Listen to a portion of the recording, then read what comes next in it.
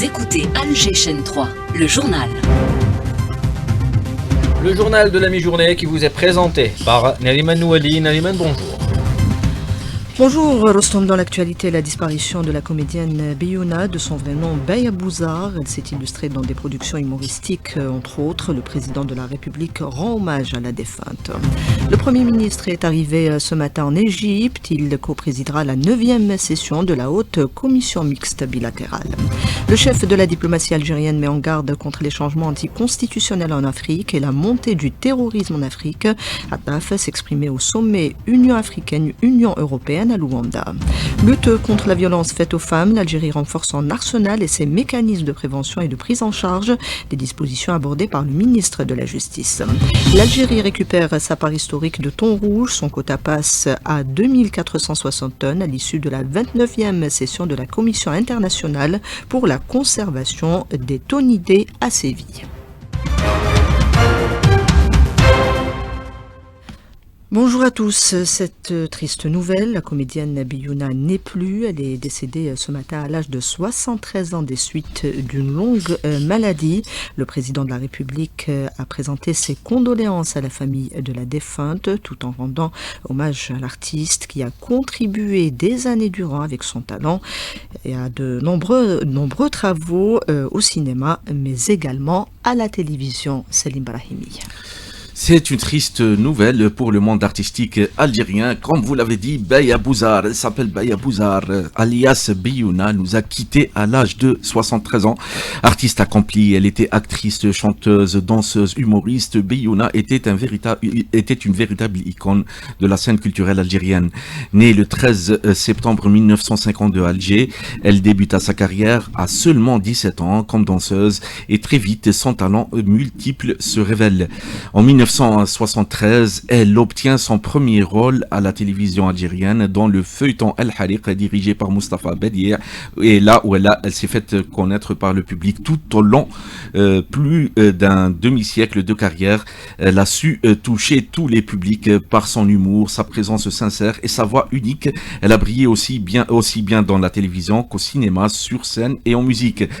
Qui ne l'a pas appréciée dans les fameuses sitcoms algériennes à l'image de Nesmela City, Dar el-Bahja, Dama et bien d'autres. Elle a signé 2 albums de musique. Le premier, Red Zone, sorti en 2001 avec le compositeur John Bagnolet, et elle récidive avec La Blonde de la Casbah, paru en 2006, où elle rend hommage à sa maman. Sans parler du cinéma ou du théâtre où elle a assuré avec ses stand-up qui ont marqué des générations avec l'humour et l'originalité qu'on lui connaît.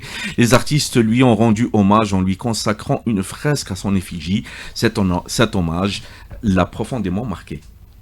Ça m'a épaté. Vraiment, celui qui l'a fait, il a fait de bon cœur. On dirait qu'il me connaît à fond. Avec le portrait sur le mur et avec un jeune qui n'est pas connu, et ça m'a ébloui. Mais c'est un jeune, il a fait Bnia Diallo. Là, j'ai les larmes aux yeux. Ça m'a vraiment fait plaisir. Et puis, comment il a fait avec amour. Et j'ai vu que c'était moi. Il n'avait pas arrangé les choses, c'était moi comme lui me ressentait. Son départ laisse un vide immense, mais son héritage demeure. Beyouna restera dans nos cœurs comme une femme libre, passionnée et profondément algérienne. Et vous le disiez, Salim Brahimi, premier rôle dans l'incendie, aux côtés notamment de Aïda Gchoud, dont on écoute le témoignage. Elle est contactée par Sidali Fares. Beyouna, c'était une très bonne comédienne, soit dans le comique, soit dans le dramatique. C'est une femme très bonne. C'est une femme que tu demandes n'importe quoi, ta'awen. C'était une artiste. On a travaillé ensemble, bien sûr, elle était jeune في الحريق. On a travaillé ensemble avec Routi Ben Diddouch, la voisine. عندها الاحترام. C'est une femme, elle était correcte. Dommage, elle n'a pas eu la vie facile. C'est une star algérienne. Alors Beyouna راح تنفن مع الشعب ومع الناس اللي يحبوها وماتت في بلادها. Beyouna n'était pas que comédienne. Abdelhak Ben Marouf le souligne, contacté par Sidali Fares. Beyouna, l'artiste algérienne de dimension internationale, Rabbi yarhamha, Inch'Allah tkoun fil Jannah, une grande actrice et aussi chanteuse qui va nous manquer Donc l'artiste Biouna, de son vrai nom Beya Bouzar, sera inhumé cet après-midi à Alger. La suite du journal dans quelques instants. La suite du journal avec la visite officielle qu'effectue le Premier ministre en Égypte, où il est arrivé donc ce matin. Sifi Ghrieb coprésidera la 9e session de la Haute Commission mixte bilatérale, un rendez-vous qui devrait être sanctionné par la signature de plusieurs accords et mémorandums d'entente pour renforcer les relations entre les deux pays. Représentant le président de la République, le chef de la diplomatie Ahmed Attaf participe au sommet de la coopération Union africaine-Union européenne pour un partenariat équilibré entre les deux blocs. Dans son intervention, le ministre des Affaires étrangères a souligné la nécessité de tirer la sonnette d'alarme par rapport aux dangers qui menacent le continent. Nous tirons la sonnette d'alarme quant au retour des changements anticonstitutionnels de gouvernement en Afrique, devenus aujourd'hui une réalité qui s'étend et s'enracine dans un contexte où les perspectives de retour au système constitutionnel souhaité demeurent bloquées. Également, nous alertons sur l'aggravation du fléau du terrorisme en Afrique. La région du Sahel saharien constitue désormais l'épicentre mondial de cette menace. Nous tirons la sonnette d'alarme concernant la prolifération des interventions militaires étrangères en Afrique et aussi sur le recul du rôle diplomatique continental. L'Algérie appelle par conséquent à revoir les priorités de la coopération entre l'Afrique et l'Europe. Ahmed Attaf. L'Algérie appelle à une redéfinition des priorités du partenariat afro-européen dans le domaine de la paix et de la sécurité. La première priorité doit porter sur la nécessité de mettre fin à la situation d'indifférence internationale dont souffrent les questions de paix et de sécurité en Afrique. La deuxième priorité doit être consacrée à la réhabilitation du rôle diplomatique africain et à la promotion du principe des solutions africaines aux problèmes africains. Et le ministre des Affaires étrangères le soulignait, la menace terroriste s'amplifie dans la zone sahélienne, au Mali, mais également au Burkina Faso. Le GENIM contrôle désormais 2 positions des volontaires pour la défense de la patrie dans la région de Kaya, non loin de la capitale Ouagadougou. On écoute à ce propos Ibrahima Khan, spécialiste des questions sécuritaires, contacté par Rabia Slimani. Le gouvernement du Burkina Faso ne contrôlait que à peu près 30 à 40% du territoire national. Toute la partie nord et la partie ouest qui est frontalière avec le Mali était entre les mains des groupes djihadistes et de leurs acolytes au niveau local. Si les groupes djihadistes ont fait des avancées au Mali, ça a nécessairement eu des répercussions aussi au Burkina Faso. Déjà, au-delà de Kaya, depuis 1 an et demi, il n'y avait pas de sécurité. Une stratégie nouvelle est appliquée au Mali et qui risque d'être appliquée aussi au Burkina Faso. C'est une sorte d'asphyxie lente, mais sur les grandes villes du pays, de manière à pratiquement couper ces villes-là du reste du monde. Pas pour prendre possession des gouvernements, mais pour créer les conditions de chute des régimes en place.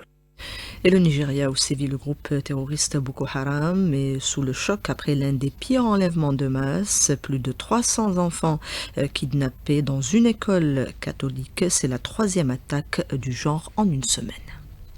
Pour le cas du Nigeria, il y a quelques semaines, c'est toute la hiérarchie militaire nigériane qui a été remaniée. C'est toute la stratégie que l'État avait mis en place pour discuter avec les responsables de Boko Haram, essayer de trouver des solutions. C'est toute cette stratégie-là qui a été mise en mal avec les changements à la tête de l'armée nigériane. En réaction à cette situation, les responsables de Boko Haram ont recommencé dans les pratiques dont ils sont maîtres pour essayer de mettre la pression sur les autorités nigérianes. Je suis persuadé que ces attaques-là, c'est simplement des messages aux dirigeants nigérians et la meilleure façon de se faire entendre, c'est d'enlever les enfants. Des propos recueillis par Rabia Slimani. Le ministre de la Justice réaffirme la détermination de l'État à renforcer la protection des femmes, rappelant que la Constitution consacre ce principe au cœur de ses garanties fondamentales. Lotfi Boujmaa abordait également la nécessité de protéger les femmes contre toute forme de violence. On écoute les propos du ministre.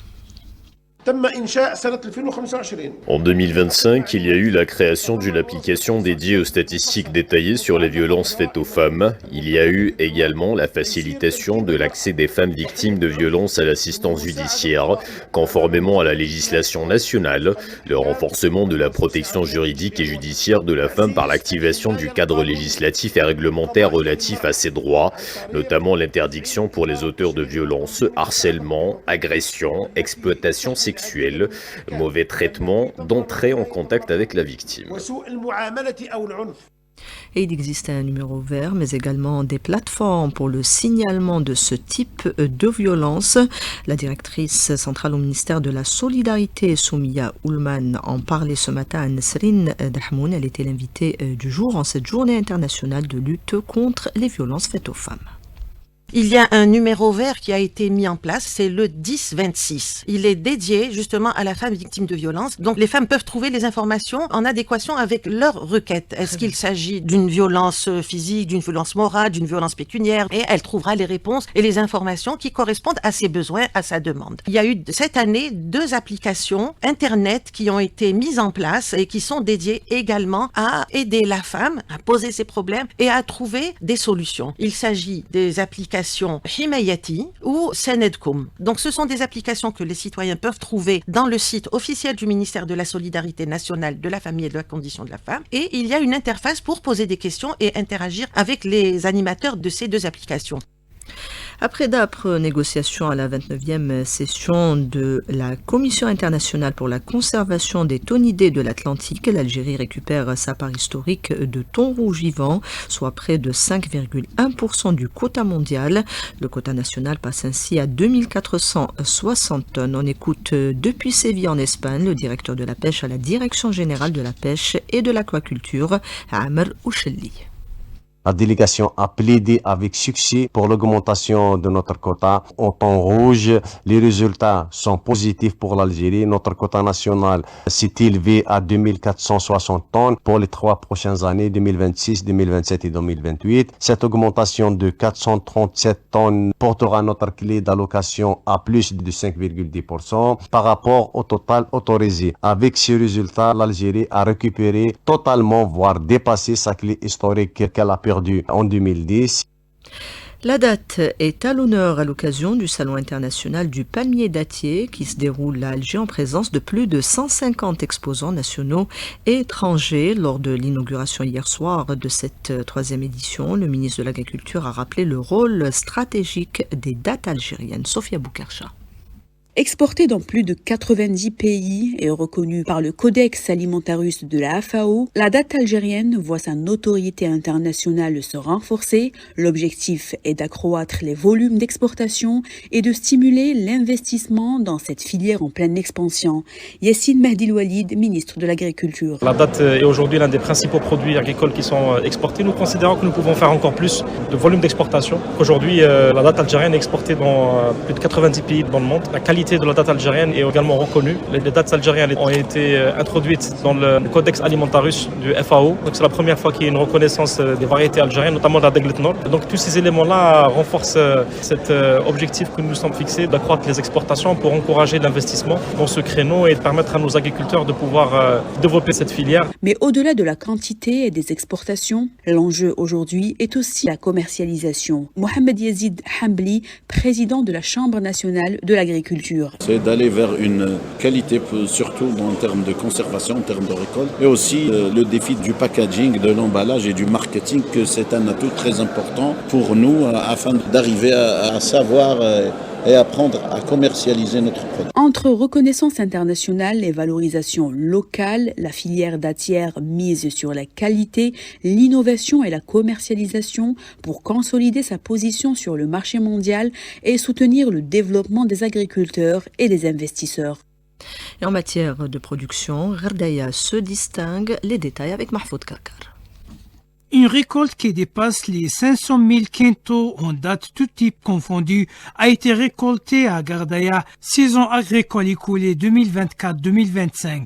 Sid Ahmed Mellahi dit à ça. Un patrimoine vinicole qui dépasse les 8700 hectares avec plus d'1,1 million de palmiers datés. Avec une production 2024-2025, elle a dépassé les 500 000 quintaux. Sur les palmiers en rapport, plus de 914 000 palmiers en production pour l'espèce d'Aiglet Nord qui est trop prisée par les Algériens. On a pu collecter 188 000 quintaux sur 363 000 palmiers en production contre 317 000 quintaux. Dépassé un peu pour les races et d'autres espèces vinicicoles. La transformation de la date est un domaine qui attire les investisseurs. Belhach Tirichin, vulgarisateur agricole. Le palmier daté ou la viniciculture représente une économie de niche locale au niveau de la wilaya de Gardaya. Par rapport à cette thématique, il y a différentes startups qui travaillent dans le domaine, soit de conditionnement, transformation ou la commercialisation, entre autres aussi l'exportation. Par rapport aux utilisations des dattes sous différentes formes, soit date sèche, soit date molle, soit en pâte de date, aussi la transformation en miel de date, en vinaigre, sirop de date, aussi le sucre de la date. Les services agricoles déploient des efforts pour protéger le patrimoine dattier contre les acariens, notamment Beaufroy et le Méloïs. De Gardaya, Mahfoud Karkar pour Algéchan 3. Les méfaits des écrans numériques en milieu scolaire, une enquête nationale rendue publique révèle un usage abusif chez les élèves. Hassan Chemesh. Les résultats de l'enquête révèlent que plus de 40% des collégiens âgés entre 11 et 13 ans ont déjà des smartphones personnels. Et plus de 32% passent plus de 3 heures devant les écrans numériques. Plus de 40% de ces élèves sont exposés à des contenus choquants sur Internet. Le Dr Hamza Al-Wabah, chargé de l'enquête nationale sur l'usage des écrans numériques en milieu scolaire. Il y a une surutilisation de ces écrans. Il y a également la disponibilité des écrans, surtout au niveau de la maison et surtout la nuit. Là, le contrôle devient difficile, surtout si les écrans sont disponibles dans la chambre et surtout la nuit. Donc, l'usage là du téléphone, donc il n'est pas contrôlé par les parents. Les conséquences de ce mésusage sont graves. Le docteur Bouljned Abdallah, chargé de la santé mentale au niveau de la TSP de Boumertas. Il y a les conséquences sur la santé mentale en général, sur la santé physique, sur la scolarité. La lutte contre ce phénomène est multisectorielle, nous le dit le docteur Jamal Fourar, directeur général de la prévention au ministère de la Santé. Il va falloir mettre en place une stratégie multisectorielle qui va viser à diminuer l'impact de cette addiction aux écrans pour nos enfants, pour leur permettre d'avoir une bonne scolarité. Les experts appellent les usagers des écrans numériques, notamment dans le milieu scolaire, à un usage raisonnable et équilibré, ajoutant que la pratique du sport et les activités de loisirs sont l'un des outils importants pour lutter efficacement contre ce fléau. L'Algérie condamne fermement les violations répétées par l'entité sioniste de l'accord de cessez-le-feu à Gaza, déclaration de Ammar Ben Jamaa lors de la réunion mensuelle hier soir du Conseil de sécurité de l'ONU sur la situation au Moyen-Orient et la question palestinienne. Le représentant de l'Algérie appelle les médiateurs à prendre des mesures immédiates et décisions pour préserver le cessez-le-feu. Les paramilitaires soudanais des forces de soutien rapide ont annoncé une trêve humanitaire unilatérale de 3 mois. Une réponse aux efforts internationaux, notamment à l'initiative du président américain et des médiateurs, a indiqué le chef des FSR. L'Europe sonne l'alarme et se militarise. Le Premier ministre français a demandé de procéder à un examen d'urgence du budget alloué au ministère des Armées. Il propose près de 7 milliards d'euros pour l'année prochaine. L'Europe investit en fait massivement dans la défense. On écoute le décryptage de l'analyste politique Bruno Drowski, contacté par la BA Slimani. La discussion sur le budget monte. Il est évident que les prétextes utilisés pour cette militarisation sont complètement irrationnels, parce que tout observateur comprend très bien que la France n'est pas menacée, que la Russie n'a ni l'envie ni les moyens d'attaquer les pays de l'OTAN. C'est surtout au moment où les négociations sur l'Ukraine semblent quand même aller vers un apaisement. Donc on est dans une situation où une hystérie guerrière est nécessaire, qui peut dire remettre le pays en ordre, entre guillemets, en même temps que de procurer des bénéfices et des profits à la seule industrie qui n'a pas vraiment été délocalisée suite à la vague néolibérale des 30 dernières années et qui a donc un poids démesuré sur les choix politiques des pays occidentaux et donc en particulier de la France. Sur le citoyen lambda, on a déjà un effondrement des services sociaux. La logique de ceux qui gouvernent l'Europe est exactement la même que celle que l'on a eue en 1933. C'est-à-dire la militarisation a été une façon de sortir de la crise économique de 1929. Football, 5e journée de la Ligue des champions européennes. À l'affiche ce soir, Chelsea FC Barcelone. Dortmund où évolue Ben Sebaini accueillera Villarreal. Et puis Manchester City d'Aït-Nouri sera face au Bayer Leverkusen de Maza. Voilà qui termine ce journal réalisé par Selma Feguer Erdouane Siassi. Il y avait Samer à la console technique, Yassine au streaming et Houssine à la régie d'antenne. N'oubliez pas votre rendez-vous à partir de 13h, une enquête consacrée à la lutte contre la criminalité urbaine, donc en compagnie de Hafeda Hamouche. Tout de suite, c'est Soraya Zantar pour la météo et prudence avec cette alerte pluie annoncée pour le centre et l'est du pays.